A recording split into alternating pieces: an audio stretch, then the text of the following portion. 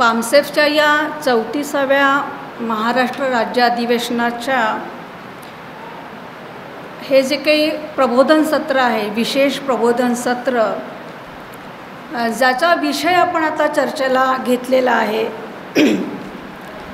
देशाच्या बिघडत्या सामाजिक, आर्थिक आणि राजकीय परिस्थिती विरोधात विद्रोह कोण करणार आहे आणि कधी आणि कसा.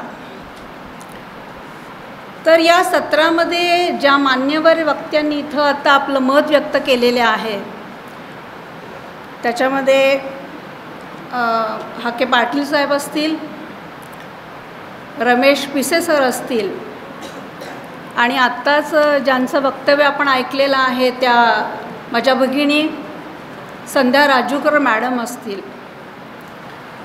त्याचबरोबर महाराष्ट्रातल्या सर्व जिल्ह्यांच्या मधून जे प्रतिनिधित्व जमलेले आहेत त्या सर्व माझ्या मिशनमधल्या साथींना मी पहिल्यांदा जय भीम जय मूल निवासी अर्पण करते. आणि विषयाकडे वळण्यापूर्वी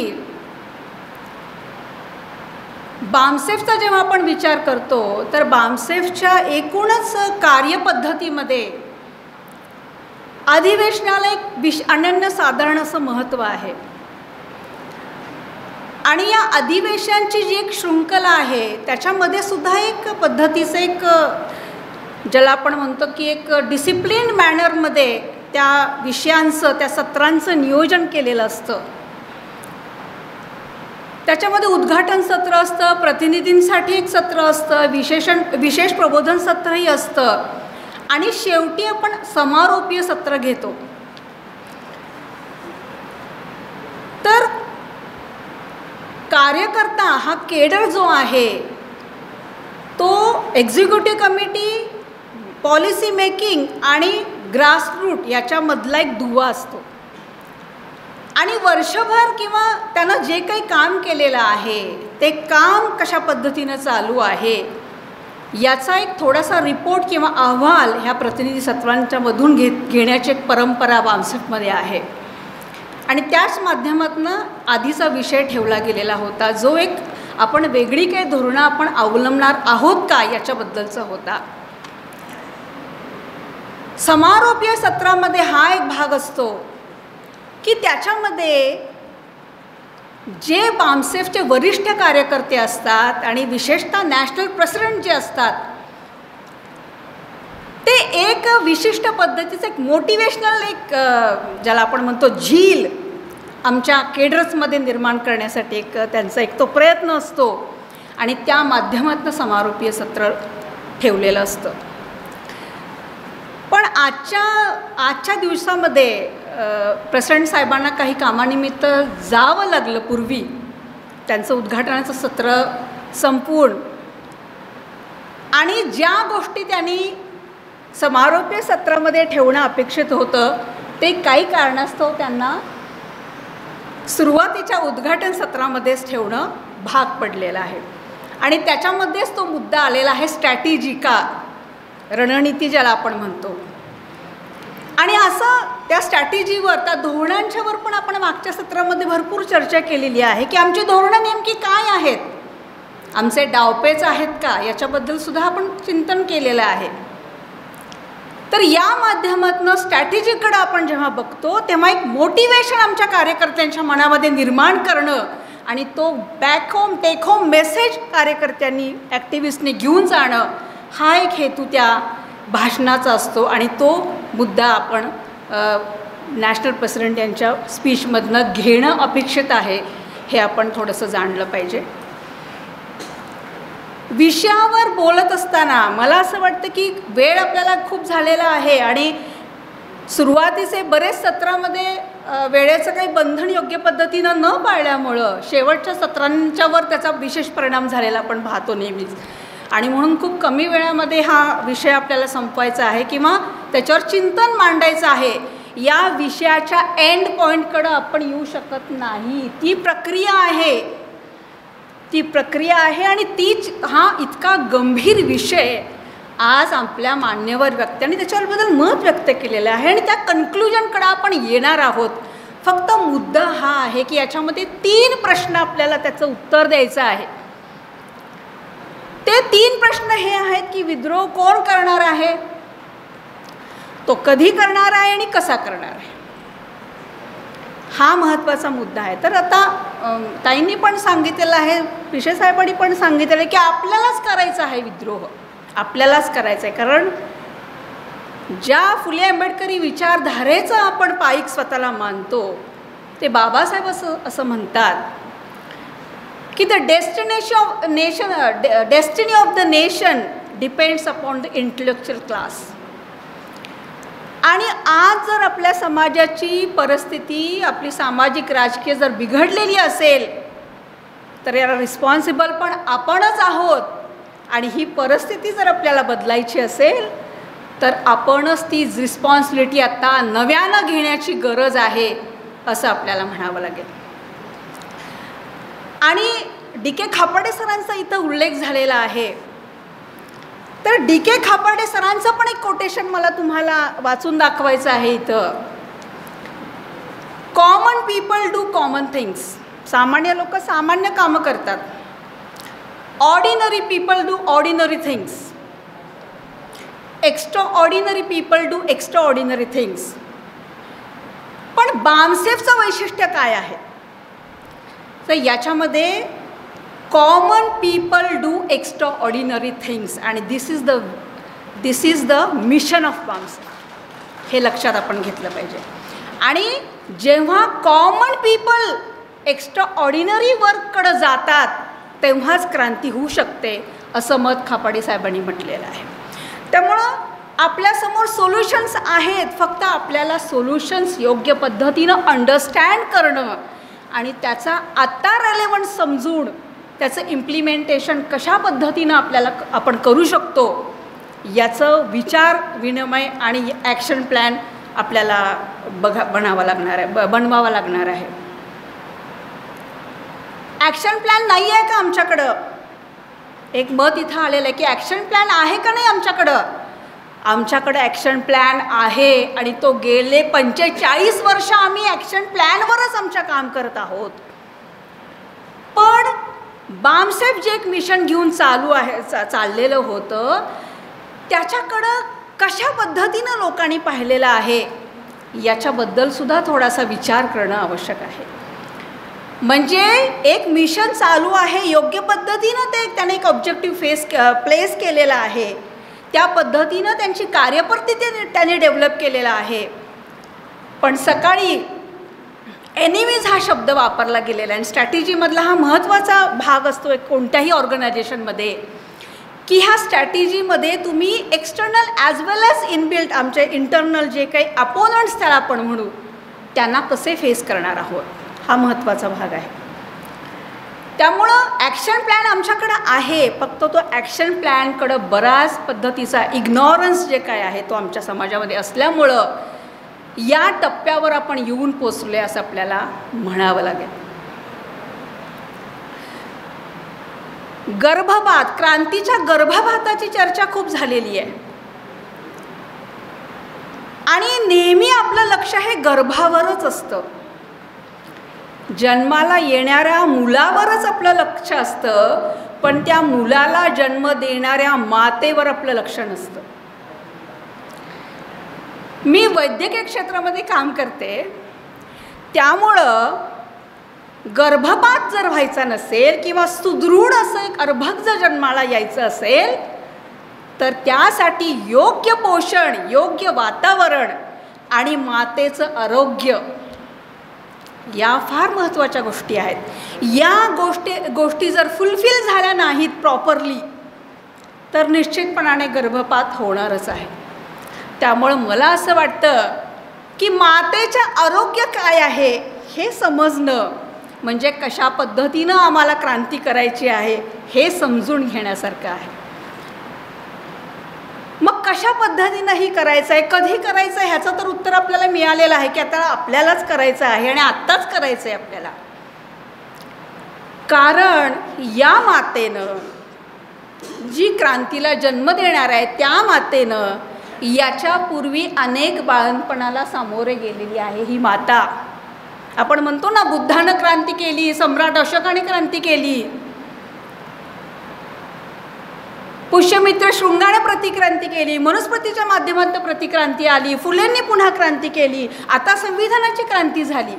म्हणजे अनेक प्रसव झालेले आहेत, मल्टी डिलिव्हरी ज्याला आपण म्हणतो. आणि आता आमच्या मातेचं आरोग्य जे आहे ते खूप खालावलेलं आहे. आणि या मातेच्या पोटी जर तुम्हाला क्रांतीचा गर्भ जर त्याला चांगल्या पद्धतीनं त्याला जन्म द्यायचा असेल तर त्या मात्याच्या आरोग्याकडे लक्ष देणं आवश्यक आहे. आणि म्हणून मला असं वाटतं की कशा पद्धतीनं आपण हे करणार आहोत याच्यावर आपल्याला फोकस, आणि याच्यावर आपल्याला आपला एकूणच आपल्या चळवळीचा जो काही फोकस आहे तो त्याच्यावर आपल्याला केंद्रित करायला पाहिजे. हे कसं करणार आहोत याच्यासाठी काही पूर्वशर्ती पण आपल्याकडे आहेत. पूर्वशर्ती अनेक आहेत. तर त्याच्यामधल्या पूर्वशर्ती कोणकोणत्या आहेत याच्याकडे थोडंसं आपण अधिक गांभीर्याने लक्ष द्यायला पाहिजे. म्हणजे स्ट्रॅटेजी ही आहे आपली, आयडिओलॉजिकल आपली स्ट्रॅटेजी आहे, ऑपरेशनल फंक्शनल आपली एक स्ट्रॅटेजी आहे, हे बरोबर आहे. आयडिओलॉजिकली आपण कधी बदलू शकत नाही. आपण इथिक्स आणि मॉरॅलिटीनंच पुढं जाणार आहोत. आम्हाला कुठल्याही पद्धतीचं षडयंत्र करायचं नाही हे जरी आपण मान्य करत असलो तर प्री रिक्विजिट्स जे काही आहेत, पूर्वशर्ती ज्या आहेत, त्याच्याकडं आम्ही गांभीर्यानं पाहतो का, हा प्रश्न आपल्याला स्वतःला आज विचारणं आवश्यक आहे. आणि आमचे महामानव असं म्हणतात, म्हणजे त्यांचंच बाबासाहेबांचंच एक कोटेशन मी तुम्हाला सांगते. गांधी, जीना आणि रानडे हे जे काही त्यांचं स्पीच आहे त्या संदर्भात ते असं म्हणतात की एक वेळ प्रत्येक म्हणजे संघटनेमध्ये, इन्स्टिट्यूशनमध्ये, पार्टीमध्ये किंवा सेक्टमध्ये, पंथामध्ये एक स्टॅग्नंट एक फेज येते, म्हणजे एक साचले पण त्याच्यामध्ये येतं. त्यावेळेला आपण काय केलं पाहिजे, तर त्यावेळेला ते असं म्हणतात, the crisis can be met by discovery of new ways. नवीन आपल्याला काहीतरी वेज आणि मीन्स आपल्याला शोधावे लागतील. आणि ते असंही पुढं म्हणतात की time may suggest a possible new way. वेळ हा आपल्याला शिकवणारा खूप मोठं एक हे आहे असं आपण मानतो. तर वेळ ही आपल्याला न्यू वेज फॉर्म करू शकते आणि ती वेळ आता आलेली आहे. But to step on to the right one it is work of a man. निश्चितपणाने कोणती राईट वे तुम्हाला चूज करायची आहे, it is a responsibility, it is a task of a man. माणसाचं त्याचं कर्तव्य ते आहे. आणि म्हणून ते पुढं असं म्हणतात, man therefore is a factor in making the history. म्हणजे महापुरुष आणि महापुरुषाचं इतिहासामधलं योगदान काय याच्याबद्दल बाबासाहेब जेव्हा त्यांचं हे विवेचन आहे त्याच्यामध्ये मानवाला त्यांनी महत्त्व दिलेलं आहे. आणि मानवाची आणि आपली स्वतःचीच ही रिस्पॉन्सिबिलिटी आहे, जबाबदारी आहे की त्यांनी नवीन वेज आणि मीन्स आपल्याला शोधावे लागतील. आणि म्हणून स्ट्रॅटेजिकली जे आम्ही 40-45 वर्ष आम्ही केलेलं आहे, म्हणजे सुरुवात आमची अशी झालेली आहे की आम्हाला लोकांना सांगावं लागलं की तुम्ही शिकलेले आहात, तुम्ही शिकलेले पोट भरत आहात, याचं जबाबदार ही चळवळ आहे.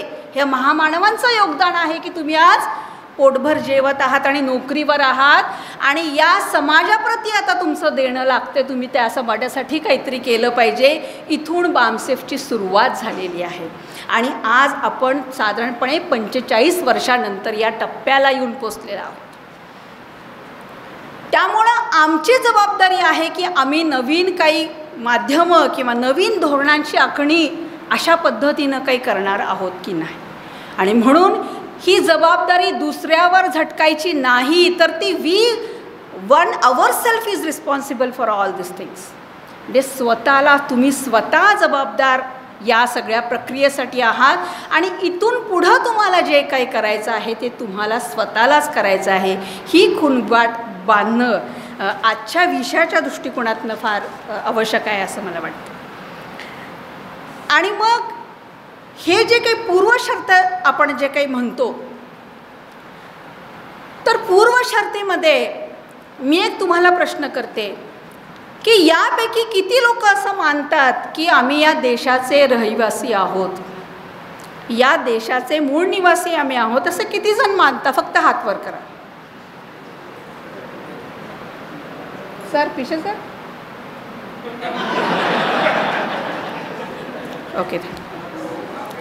आम्ही स्वतः मान्य केलेलं आहे की आम्ही या देशाचे मूळ रहिवासी आहोत, इथल्या सगळ्या संसाधनांच्यावर आमचा हक्क आहे.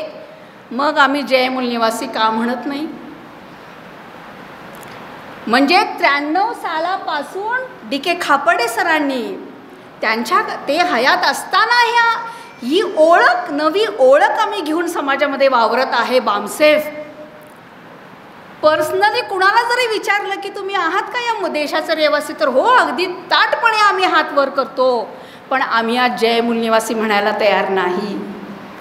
आणि अशा वेगवेगळ्या माध्यमातून आम्ही विभाजित झालेलो आहोत. विभाजनाची अनेक कारणं आहेत. विभाजनांचे म्हणजे आता आम्ही या स्टेजला आलेलो आहोत की आम्ही वेगवेगळ्या संघटनांच्या मध्ये जरी काम करत असू तरी आम्ही कॉमन पॉईंट्सवर एकत्र येणं आवश्यक आहे. आम्ही कधी म्हणत आहोत हे? संविधान लागू झाल्यानंतर 75 वर्षानंतर आम्ही हे म्हणत आहोत की कॉमन पॉईंट्सवर आम्ही एकत्र यायला पाहिजे. हा फार मोठा कालावधी याच्यामध्ये गेलेला आहे. आणि या कालावधीमधला आमच्या डिसलाईक माइंडेडनेस जो काही आहे, म्हणजे लाईक माइंडेडनेस आमच्याकडं नाही, तो नसल्यामुळं याचा फायदा या प्रस्थापित व्यवस्थेनं घेतलेला आहे. आणि मग आमच्या विरोधातले षडयंत्र करण्यासाठी त्यांना मोकळं रान मिळालेलं आहे. त्यामुळे असे अनेक मुद्दे आहेत की ज्याच्यावर बामसेफने एक ॲक्शन प्लॅन दिलेला आहे ऑलरेडी, पण त्याच्याबद्दल समाजामध्ये अंतर्गतच त्यांची एनर्जी फार खर्च होत आहे या मुद्द्यांच्यावर बोलण्यासाठी. म्हणजे आम्ही या देशाचे रहिवासी आहोत, मूळ ही किती गौरवशाली आणि अभिमानास्पद गोष्ट आहे. पण याच्यावरून सुद्धा आमचं एकमत आज बनत नाही. आणि काही संघटनांना असं वाटतं की हे म्हटलं तर आम्ही यांच्या फोल्डमध्ये गेल्यासारखं वाटेल.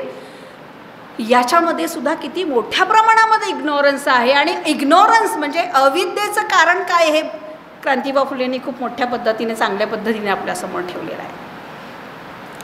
त्यामुळं हे लाईक माइंडेडनेस राजकारणात जरूर आपण गेलं पाहिजे, प्रश्नच नाही आहे. पण जोपर्यंत तुमचं लाईक माइंडेडनेस नसणारे 85% लोक तुम्ही आहात, पण तुमचा एक विचार नसेल, तुमचा नेता एक नसेल, तुमची विचारधारा एक नसेल, म्हणजे आज आम्ही जय भीमचा जर नारा लावला तर काही दिवसानंतर अण्णाभाऊ साठेंचा नारा मोठा जोराने ऐकायला मिळतो आपल्याला. त्याच्यानंतर जय जिजाऊंचा नारा मोठ्याने ऐकायला मिळतो. जय लहूजींचा मोठ्या प्रमाणामध्ये नारा ऐकायला मिळतो. याच्यामुळं आपण विभाजित झालेलो आहोत. आणि आम्ही एवढे करंटे आहोत की आमच्या नेत्यांना सुद्धा आम्ही जातीमध्ये बंदिस्त केलेलं आहे. म्हणजे ज्या नेत्यांनी आम्हाला जात म्हणजे विध्वंसनाचा मार्ग आम्हाला सांगितलेला आहे, त्या नेत्यांना सुद्धा आम्ही आमच्या जातीमध्ये बंदिस्त केलेलं आहे. आणि मग ही पूर्वशर्त जर आपण याची पूर्तता जर केली नाही तर क्रांती ही काही जवळची गोष्ट मला वैयक्तिकरित्या वाटत नाही. आणि हा विषय म्हणजे केवळ भाषणबाजी करण्याचा मुद्दा मला व्यक्तिशः वाटत नाही आहे. त्यामुळे याच्यावर गांभीर्यानं चिंतन करणं फार आवश्यक आहे. ताईंनी सांगितलं की फुले आंबेडकरी विचारांच्या चपला या आम्ही बाहेर सोडतो घराच्या आणि मग आम्ही आत जातो. खरंच आहे, वास्तवच आहे. म्हणजे बाबासाहेबांचा जो एक विचार आहे त्यांनी दिलेला महाडच्या सत्याग्रहाच्या वेळेला, की क्रांती जर तुम्हाला करायची असेल तर महिलांचा सहभाग त्याच्यामधला फार महत्त्वाचा आहे. आणि महिला जर त्याच्यामध्ये सहभागी झाल्या तर तो कालावधी तुम्ही निम्म्यावर आणू शकता. याच्यावर बामसेफमध्ये सुद्धा वेगवेगळी चर्चासत्रं आम्ही आयोजित केलेली आहेत. पण खऱ्या अर्थाने आमच्या कथनी आणि करणीमध्ये फरक आहे का, ही पूर्वशर्त आम्हाला पूर्ण करावी लागेल. आजचं जे प्रतिनिधी सत्र होतं त्याच्यामध्ये महिला प्रतिनिधींनीच केवळ महिलांच्याबद्दलचे मुद्दे मांडलेले तिथं दिसतात. तर महिलांनीच महिलांच्याबद्दल आणि महिलांच्या प्रश्नाबद्दल बोलणं हे जर आपण थांबवलं नाही तर क्रांती खूप दूरची गोष्ट आहे असं मला वाटतं. या पूर्वशर्ती ज्या आहेत त्या जोपर्यंत आम्ही फुलफिल करत नाही तोपर्यंत चांगल्या पद्धतीच्या अर्भकाला आम्ही जन्म देऊ शकत नाही. तर या सगळ्या पूर्वशर्ती ज्या आहेत ते योग्य पोषण त्या मातेचं करणं, जी क्रांतीला जन्म देणार आहे उद्या, ते पोषण आम्ही योग्य पद्धतीनं करणार आहोत का, हा मुद्दा याच्यामध्ये फार महत्त्वाचा वाटतो. आणि खरंच आम्ही प्रामाणिक आहोत का. प्रामाणिक म्हणजे खरंच आपण ऑनेस्ट आहोत का. म्हणजे आपण खरंच म्हणजे माझी सुद्धा आज गरज आहे की मी माझं चारित्र्य माझं काय आहे नेमकेपणाने ते तपासून पाहिलं पाहिजे. म्हणजे आज जे मी काही बोलत आहे ते मी खरंच वागते का याच्याबद्दलचं चिंतन आपल्याला करावं लागणार आहे. क्रांती झाली पाहिजे, भगतसिंग जन्माला आला पाहिजे, पण तो शेजारच्या घरामध्ये.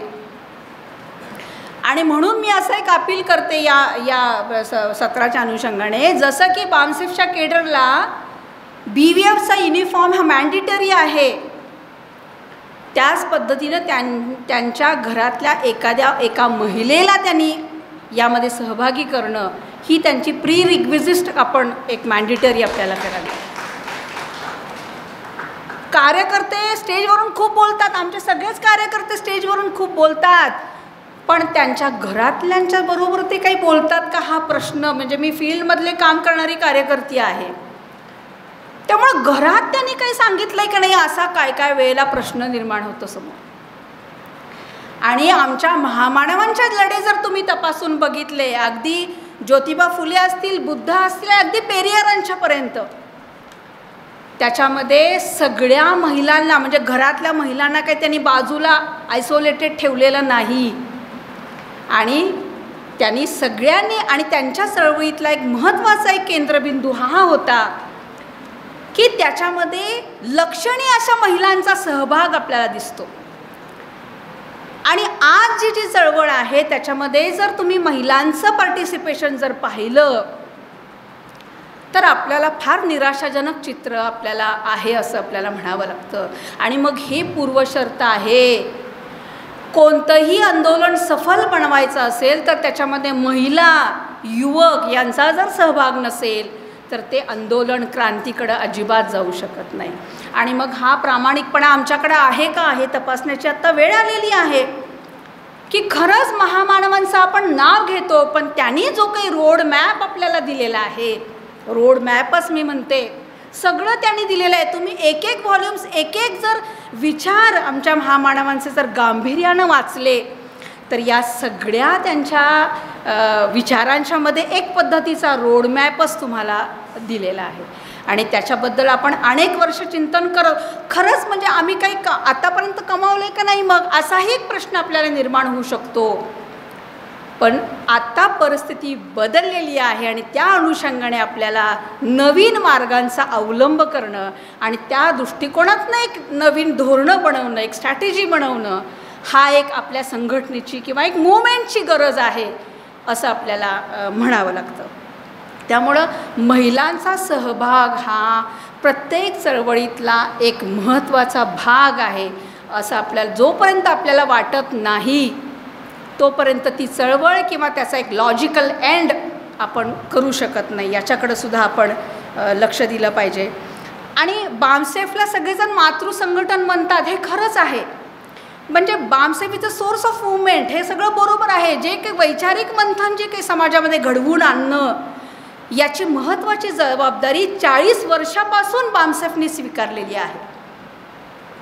पण बामसेफचाच ऊर्जा स्रोत घेऊन काही लोकांनी वेगवेगळे आपले मुवमेंट्स तयार केलेले आहेत आणि त्या क्रिटिसाइज म्हणजे त्याला आपण म्हणतो की म्हणजे त्यालाच सॅबोटेज करण्याचा प्रयत्न आज समाजामध्ये होताना दिसत आहे. आणि एकच आशेची गोष्ट अशी आहे की मागच्या महिन्यामध्ये इथं एक मोठी कॉन्फरन्स झालेली आहे आणि त्याच्यामध्ये देशभरातले साधारण 50 विविध संघटन आणि त्यांचे नेते इथं आले होते. आणि त्या माध्यमातनं आपण एक म्हणजे बामसेफचे जे काही विचार घेतलेले आहेत आणि पुढं त्यांचा एक नवीन चूल थाटण्याचा जो काही प्रयत्न झालेला आहे, यामुळं आपलं काय झालेलं आहे की आपण विभाजित झालेलो आहोत. आपली एनर्जी डिस्ट्रीब्यूट झालेली आहे, त्याला योग्य स्ट्रॉंग फोर्स निर्माण झाला नसल्यामुळं आपल्याला जे काही अपेक्षित आहे ते करण्याकडं आपण थोडेसे मागे पडलेलो आहोत, ही आपण गोष्ट लक्षात घेणं आवश्यक आहे. त्यामुळं बामसेफ मातृसंघटन आहे म्हणजे हे मान्य आहे, आई योग्य पद्धतीचा संस्कार ती देतेच आपल्या म्हणजे यांना, पण त्या संस्कारांचा उपयोग आणि वापर पण कशा पद्धतीनं केला पाहिजे याचासुद्धा विचार याच्या माध्यमातून झाला पाहिजे. सध्या BS4चं कॅम्पेनिंग सुरू आहे आणि आज सकाळीच असा एक मुद्दा उपस्थित केला गेला होता की हे काय उपयोग आहे, म्हणजे संघटन फक्त संविधान काय आहे हे सांगून काय उपयोगाचं आहे. आणि संविधानाच्या माध्यमातूनच शत्रू हा षडयंत्र आपल्या विरोधात करत आहे, याला आपणच जबाबदार आहोत. म्हणजे जो एक महामानवाने आमच्यावर एक विश्वास दाखवलेला होता आणि त्यांनी आम्हाला असं सांगितलेलं होतं की ही तुमची जबाबदारी आहे की हा रथ तुम्हाला पुढं न्यायचा आहे किंवा नाही मागं आणायचा आहे. मग त्या रथाला आम्ही योग्य ठिकाणी त्याचं रक्षणसुद्धा आम्ही योग्य पद्धतीनं करू शकलेलो नाही आहे. त्यामुळं ही इंटेलेक्च्युअल क्लासची जबाबदारी आहे की ह्या सामाजिक जी काही परिस्थिती आहे याला सर्वस्वी तोच जबाबदार आहे. चळवळीबद्दल आपण बोलतो खूप, पण संसाधन जे निर्माण करायचं आहे त्याच्यामध्ये ह्युमन रिसोर्सेस आणि फायनान्शियल रिसोर्सेस हा फार महत्त्वाचा मुद्दा आहे. जसं की प्रेसिडेंट साहेबांनी सकाळी सांगितलं की तुम्ही असे 5 लोक तुम्ही तयार केली पाहिजेत की जी महिन्याला केवळ 500 रुपये तुम्हाला संघटनेसाठी देणार आहेत. माझा वैयक्तिक मी अनुभव सांगते की मी साधारणपणे 25 लोकांना फोन कॉल्स केले, पर्सनली त्यांना मी या उपक्रमाबद्दल सांगितलं. व्हॉट्सअपमध्ये जर आपण बघितलं तर व्हॉट्सअप उघडल्यानंतर आपल्याला वाटतं की खूप क्रांती झालेली आहे, कारण आज महामानवांचा स्मृतिदिन असेल तर महामानवांचा जन्म कधी झाला, त्यांनी काय केलं हे सगळं असं लिहिलेलं असतं एकदम. आणि मग असं वाटतं की अरे वा, किती लोक आज म्हणजे ज्या माणसानं तो मेसेज पाठवलेला आहे तो मला माझ्यासारख्या कार्यकर्त्याला वाटते अरे ह्याच्यामध्ये किती परिवर्तन झालेलं आहे. जो काल माझा ऐकायला तयार नव्हतं तो माणसाने एवढा मोठा मेसेज मला सेंड केलेला आहे. आणि मग व्हॉट्सअप उघडल्यानंतर आपल्याला क्रांती वाटते आणि बरेचसे आपले म्हणजे आता क्रांती करणारे लोकही व्हॉट्सअपमध्येच क्रांती करणार आहेत असं दिसतं. म्हणजे या 25 लोकांपैकी अशी लोक होती की जे फार असं वाटतं की किती वैचारिकदृष्ट्या त्या किती प्रगल्भ लोक आहेत असं त्यांचे मेसेजेस वाचल्यानंतर आपल्याला. पण जेव्हा 500 रुपये चळवळीला देण्याचा मुद्दा येतो, 25 लोकांना जेव्हा मी फोन केलेले आहेत तेव्हा 10 लोकांनी ओके ओके म्हणून अंगठेवर केले आणि आता माझ्याकडं केवळ 4 लोक आहेत की जे महिन्याला 500 रुपये चळवळीसाठी देतात. 4. क्रांती झाली पाहिजे, हे आपली परिस्थिती आहे आणि या अनुषंगाने आपण काही विचार करणार आहोत का. म्हणून आमचे जे काही काय म्हणतो आपण हायर डिग्निटरीज ज्यांना आम्ही म्हणतो, खापर्डे साहेब असतील, गंगावणे सर असतील, यांनी असं सांगितलेलं आहे की किंमत मोजल्याशिवाय परिवर्तन होणार नाही आहे, क्रांती होणार नाही आहे. आज कुठल्या जरी सिनेमा हॉलमध्ये तुम्ही गेला तर 200 रुपयेचं तिकीट काढता, 150-200 रुपयाचे पॉपकॉर्न खाता. महिलांचं लिपस्टिकसुद्धा 200-300 रुपयाचे आहेत सध्या. पण चळवळीसाठी 500 रुपये देण्याची सुद्धा मानसिकता आज आमच्या लोकांची नाही. ही पूर्वशर्त आहे.